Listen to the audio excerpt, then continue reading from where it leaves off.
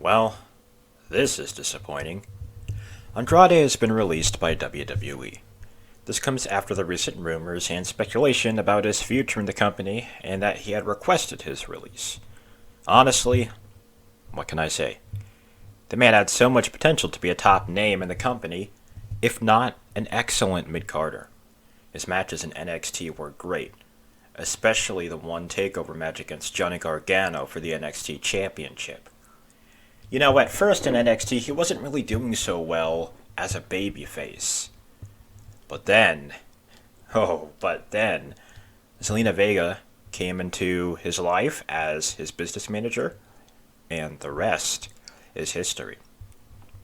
The two had incredible chemistry together, and they became a fan favorite on screen pairing. Zelina becoming Andrade's business manager led him to the NXT Championship. And when he was called up to the main roster, people were rightfully hyped, myself included. WWE was finally going to get its next Latin star. But his run on SmackDown was lukewarm until his feud with Rey Mysterio. Andrade had bangers with Mysterio on the Blue brand, but unfortunately, nothing else really came out of it when the feud was done. When he was drafted to Raw in that year's draft, his fortunes would change, and he would win the United States Championship and hold it for quite a while. While this was very great and a big step in the right direction, there was really only one problem. He won the title at a house show at Madison Square Garden. So, the only people that got to witness such a big moment were the people in attendance.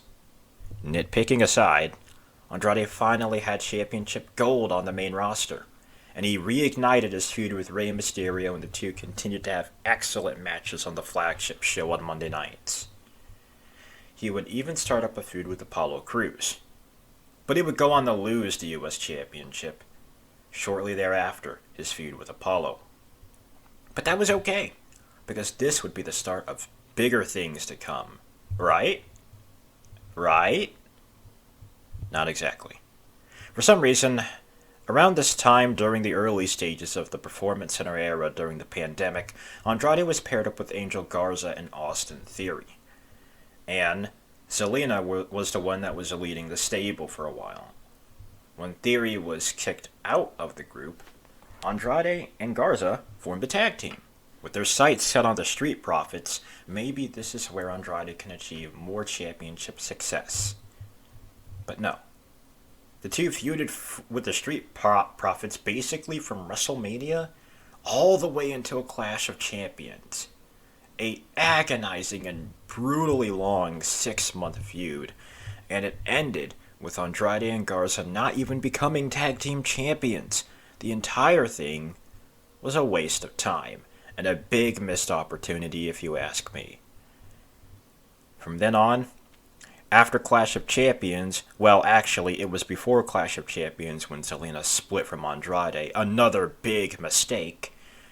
After that, Andrade didn't really do much. And when he did, he was getting squashed by Keith Lee. And when Zelina was eventually released, you just knew that Andrade would be in a very, very rough spot. During the 2020 draft, he went undrafted. But there was speculation that he would either return to NXT or even be paired up with his real-life fiancée, Charlotte Flair. Love her or not, a lot of people actually wanted to see that happen, including myself. Those two could have been WWE's ultimate power couple, but that didn't happen either. It was another what could have been. And that's really all I have to say about Andrade and WWE. What could have been? We'll never really know, but wherever he ends up going, I wish him the best of luck.